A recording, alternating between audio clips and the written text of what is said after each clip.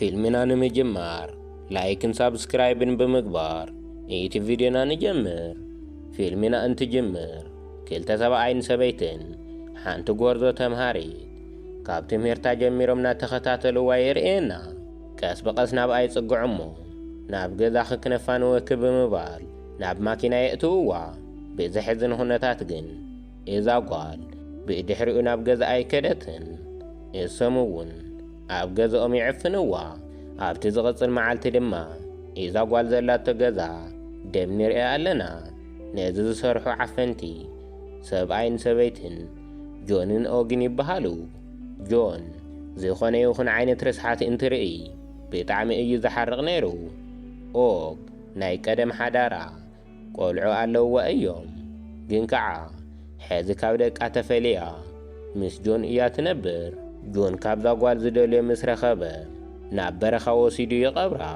ካብኡ እውን ሜሪ ትበሃል ናይ ሃይስኩል ተምሃሪት የፋልጠና ሜሪ ትምህርቲ ኣብ ዘይብላ ሰዓት ምስ ጀንሰን ዝበሃል ኣፍቃሪኣ እያ ግዚኣ ትሕልፍ ነይራ እዞም ክልተ ፍቕራት ድማ ሚስጥራዊ ኮድ ኣለዎም እዩ መልእኽቲ እንትጽሓሓፉ ዝጽሕፍዎ ድማ ናይ መጀመርታ ብምእካብ ሰብ ከይፈለጦም ይለኣኣኹ እዮም ናይ ሜሪ ኣቦ ኣነዲኣን ተፋቲሖም እዮም ሜሪ እትነብረሉ እውን ምስ ኣዲኣ እንትኸውን ከምኡ እናሃለዉ ሕዚ እውን ይጨቓጨቑ እዮም ሓደ መዓልቲ ሜሪ ብግልፂ ናብ ኣዲኣ ትመጽእ እሞ ናብ ፓርክ ንምኻድ ፍቓድ ተሓታ ኣዲኣ ድማ ከም ዘይኸውን ትነግራ ሜሪ ብጣዕሚ ተሓርቕ እሞ ከይተዛረበታ ብመስኮት ብምዝላል ካብ ገዛኣ ትወፅእ ኣብቲ ጸልማት እሱ ሜሪ በይና ናኸደት ናሃለወት ሓደ ማኪና ይመጽእ እሞ ኣብ ጐና ጠጠው ይብል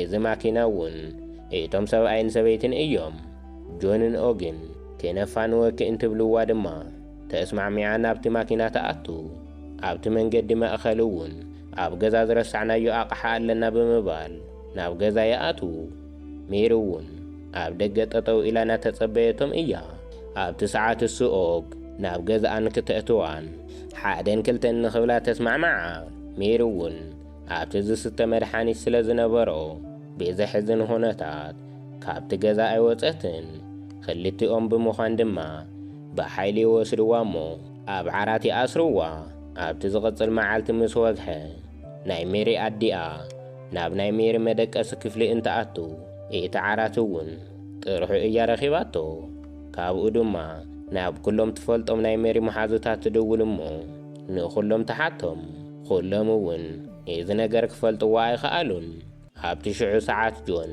ሜሪ ናብ ዝደቀሰትሉ ክፍሊ እንትኣቱ ሜሪ ኣብ ዓራት ሸይና ይርአያ እሞ እሱ ጥራሕ ዘይኮነ እቲ ኸልቦም እውን ኣብ ሳሎን ሸይኑ ይረኽቦ ርስሓት ብጣዕሚ ስለ ዝጸልእ ይሓርቕ እሞ ንኦግ ኩሉ ነገር ንኽተጽሪ ይጠርዓላ ኦግ እውን ኣይተመላለሰቶን ንጆን ብጣዕሚ እያ ትፈርሖ ካብኡ እውን ብጣዕሚ እያ ትእመኖ እሳ እውን ንዕኡ ንምሕጓስ ብዝብል እያ ኣጓላት ምስኡ ኾይና ትዕፍን ጆን ካብ ገዛ ካብ ዝወፀ ንደሓር ኦግ ዝብላዕ ትህባ እሞ ሰውነታ ንክትሕፀብ እውን ትፈቕደላ ሜሪ ኣብ ሻወር እናሃለወት ናይቲ ሻወር ገዛ መስኮቱ ክፍቲ ምዃኑ ትርኢ እሞ ጆን እውን ዘተለቅሖ ገንዘብ ስለ ዝነበሮ እቶም ዘለቅሕዎ ይመጽኡ እሞ ገንዘብ ናሃበና ይብልዎ ጆን እውን ሕዚ ገንዘብ የብለይን ብምባል ይዛረቦም ብድሕሪኡ እውን ኦግ ንሜሪ መልእኽቲ ንኽትጽሕፍ ናገደደታ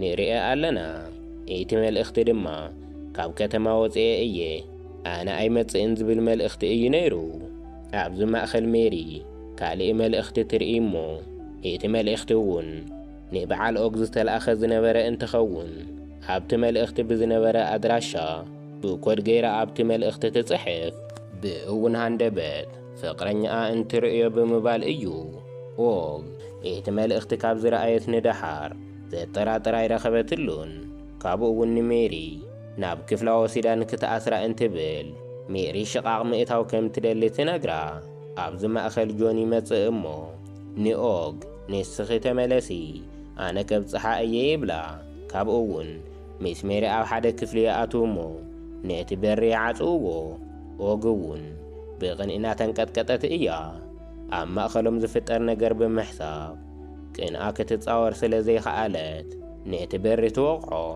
ጆን እውን ነቲ በሪ ይኸፍቶ። ኦግ እውን ብሕርቃን ሓቒፋ ትስዕሞ።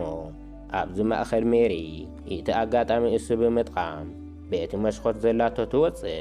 ዘይፈለጠቶ ነገር ግን ኣብ ደገ ከልቢ ኣሎ እዩ። እቲ ከልቢ እውን ንሜሪ እንትርያ ይጠርዕ እሞ ጆን ንኦግ ብምድፋእ ናጎየ ናብ ውሽጢ ይኣቱ።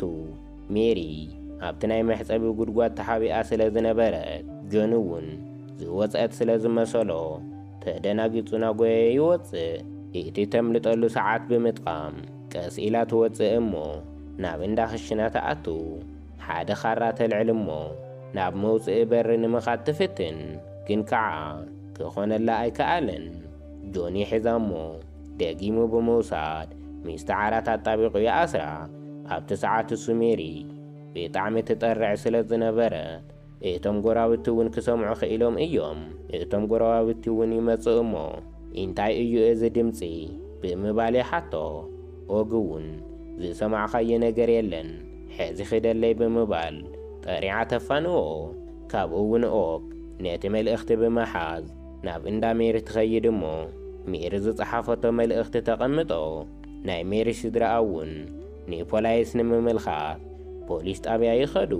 ኣብቲ ፖሊስ ጣብያ ውሽጢ እውን ከም ሜሪ ጠፊኦም ዘይተረኸቡ ፎቶታት ይርእዩ። ናይ ሜሪ ስድራ እውን ጓለይ እውን ዶ ከምዚአን ተዓፊና ትኸውን ብምባል ተሓስብ። እቶም ፖላይስ እውን ሕዚ ነረጋግፆ ንኽእል ነገር የለን ንእሽተን ክንጽበያ ኣለና ይብልዎም እሞ ናብ ገዝኦም እንትምለሱ ድማ ናይ ሜሪ መልእኽቲ ይረኽብዎ። ኣዲኣ ድማ ብኸመይ ንዓይ ገዲፋትን ትኸይድ ብምባል ክትኣምን ኣይከኣለትን። ኣቦኣ ድማ ስለ ኩሉ ነገር ነዲኣ ተሓታትት ብምግባር እቲ ወቐሳ ናብኣ የዛውር። ጆን ድማ ናይ ኦግ ዘይምህላው ብምጥቃም ናብ ሜሪ ዝተኣሰረትሉ ክፍሊ ይኣቱ። ካብኡ እውን ንሜሪ ንክደፍራ እንትፍትን ሜሪ ኣብቲ ሽዑ ሰዓት ትሸይን። ጆን ድማ ብጣዕሚ ይጸልኣ እሞ ምንም ከይገበረ ካብ ክፍላ ይወፅእ። ኦግ እውን እንትምለስ ጆን ጥራሕ ነብሱ እናተንቀሳቐሰ ትርእዮ። ኦግ እውን ንሜሪ እንትርኣ ሜሪ ኣገዲዱ ክደፍራ ከም ዝደለየ ብምልክት ትነግራ።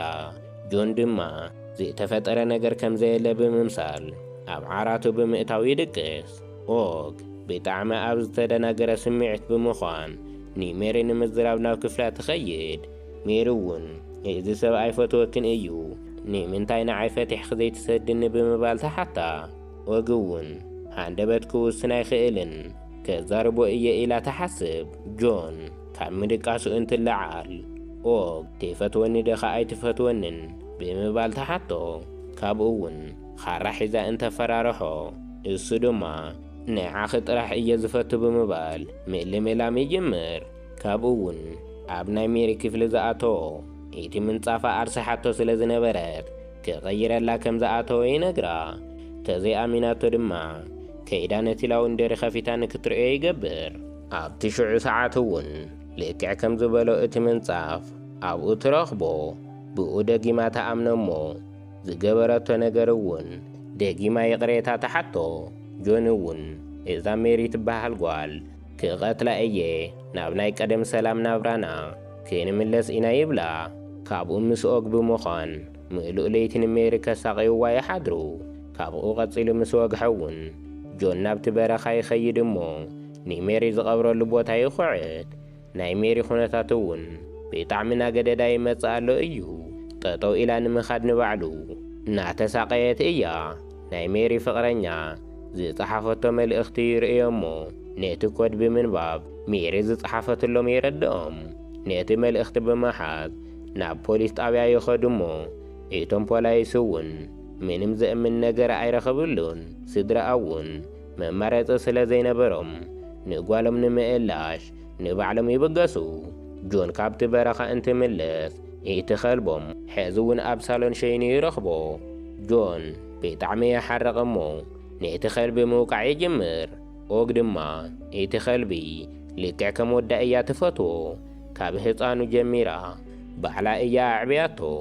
ኦግ እቲ ኸልቢ ሞይቱ እንትርእዮ ብጣዕሚ እያ ሓዚና ንጆን ግን ምንም ዋላ ተገበራ ክትጸልኦ ኣይትኽእልን ኦግ ድማ ዋላ ሐዚ ንሜርን ኣፈራርሐት ደጊማ መልእኽቲ ንክትጽሕፍ ትነግራ እሞ ኣብቲ ሰዓት እሱ ድማ ንጆን ዘለቅሕዎ ሰባት ይመጹ ገንዘብ ናሃበና ብምባል ይሓትዎ ኣብዚ ማእኸል ናይ ሜሪ ኣደኣ ኣብ ናይ ጎረቤት በርና ኳሕኳሐት ናይ ጓላ ሽም እንትጽውዕ ሜሪ ትሰምዕ ኦግ ድማ ንሜሪ ምስቲ መንደቕ ኣጥቢቓ ብምሓዝ ኣፋ ትዕፍና ጆን ድማ ዘለዎ ገንዘብ ነቲ ሰብኣይ ይህቦ እሞ ንሜሪ ንምውቃዕ ናብ ገዛ ይኣቱ ኦግ እውን ዓቕማ ስለ ዝሰኣነት ንጆን ክትሕግዞ ኣይከኣለትን ኣብ ውሽጣ ዘሎ ናይ ኣዶ ስምዒት ካብ ዝሞተ ይለዓል ኣነ እኳ ደቀይ ተዘይረኣኹ እዛ ሰበይቲ ጓላ ትርኣይ ኢላ ብምሕሳብ ንጆን ብዝሓዘቶ ካራ ብምውጋእ ሜሪ እውን